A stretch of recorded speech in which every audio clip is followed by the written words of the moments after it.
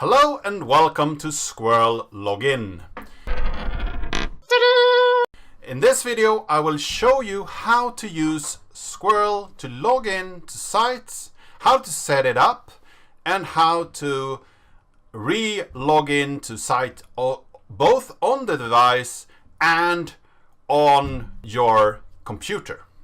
So first off, when you come to the first screen here, when you haven't set up SQRL yet, you will have some text describing the application, and if you want to know more, you can go to the help section up here and you will get even more information.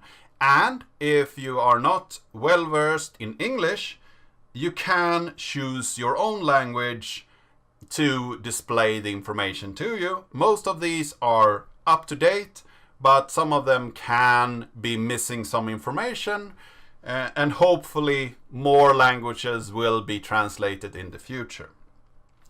To get started, you can either have an identity already, and the identity is you on this device. So the identity that we want to create now is one identity that you can use on all the sites that support SQRL to identify you.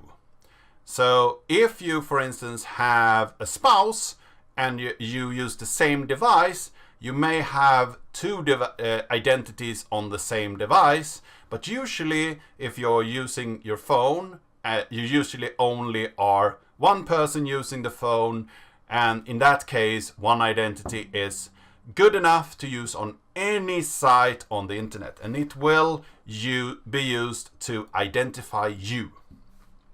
So to get started, you can either, if you already have an identity, scan a QR code of that identity to get it into your device. You can also type in the text on your identity together with your rescue code to get your identity back into your device, or you can create a new identity. And I will go through that flow now. So I will create an identity. You will get some information about the different steps that we will go through creating this identity. If I start here, the camera will open up. If you haven't opened the camera yet, you might be asked if you want to allow the camera to be opened when you start creating an identity. And this is just so we can use the camera to scan QR codes, and in this case create some random bits to create a more secure identity for you. So the thing that this camera sees now will not be recorded or saved on the device in any way. It will just make your identity more secure. So here I now see my identity on the screen, and here this rescue code that you see on screen here is something that I need to know in order to get back to my identity. I need to record this rescue code in some way, store it safe so nobody can get your rescue code together with your identity, because then they are you. So this number is very important that you keep safe somewhere. So I will record this number. Now I've recorded this number. As you see, you can also print this code if you have a printer connected to your device. And this code can actually be used to restore your identity if you forgot your password and so on. So it's very important that you keep it safe and that you know where to get it if you need it in the future. And if I put something in that is incorrect, the application will tell you that you have put it in incorrectly, but the device will not store this rescue code anywhere in the device. It's just using it to create your identity, and then it will forget it forever. So if you haven't saved it, it will be lost when you have created your identity. So it's very important that you keep it so you can use it if you need to re-import your identity, or if you need to change password, if you have forgotten your password and need to set a new one, and some features in the communication with sites is also required to use your rescue code. So it's important to have it. You will not use it often, but it's important to keep safe. Now I have entered my rescue code, and then I can go to the next step. Here I'm asked to give it my identity and name, and if you are using this device together with your spouse or anyone else, so you need more than one identity, here you can put in a name for it. In this case it's totally optional, so I will not put in a name.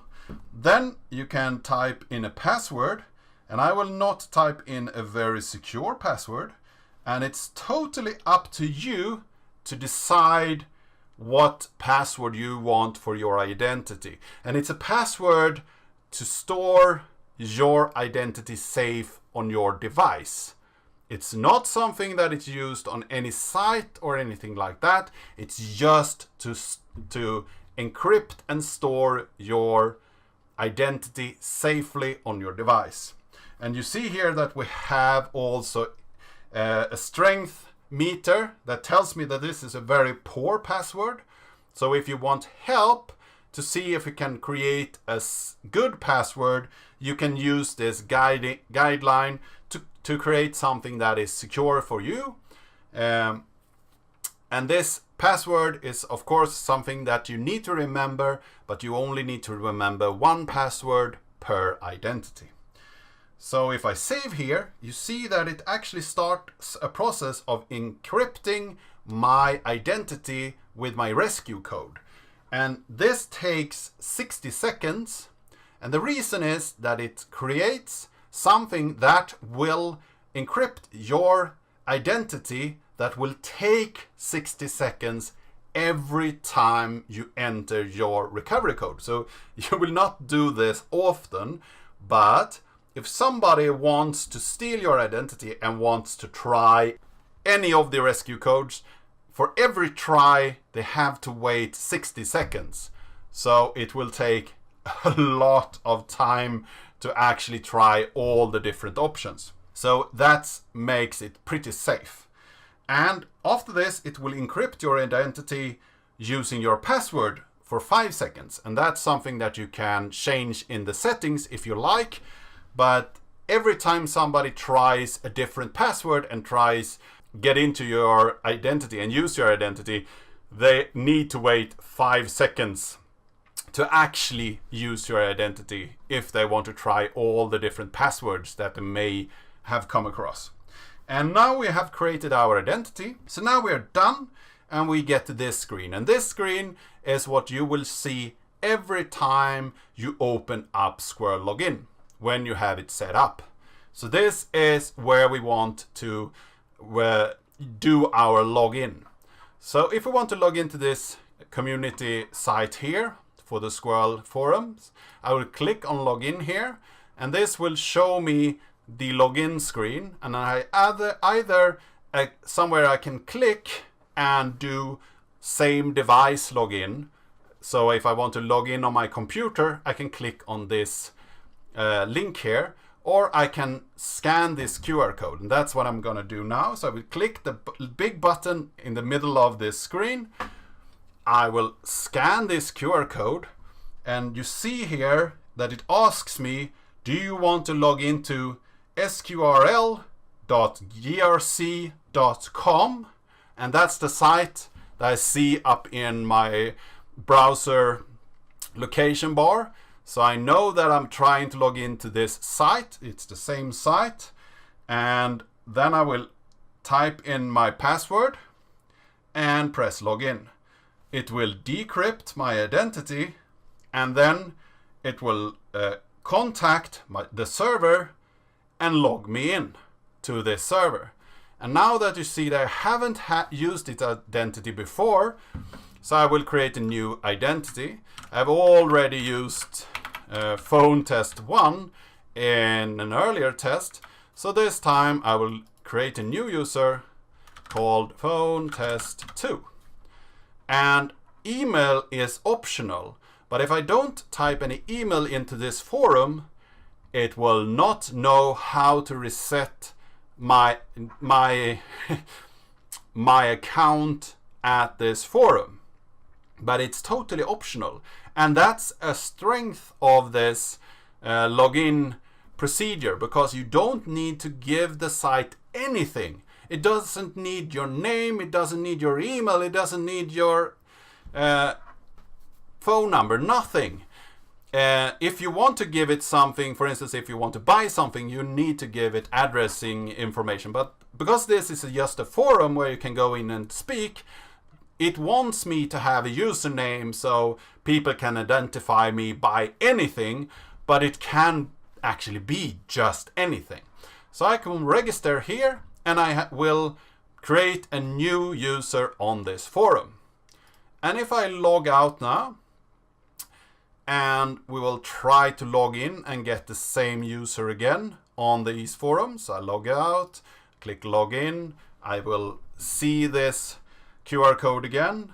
I will scan it with my phone, and now you see that I get the option to show the application my biometric information. And in this case, I have set up a fingerprint on this phone, but depending on your device, you might have a fingerprint sensor, you might have an iris sensor, or you might have a face sensor so you can scan your face, or any other biometrics.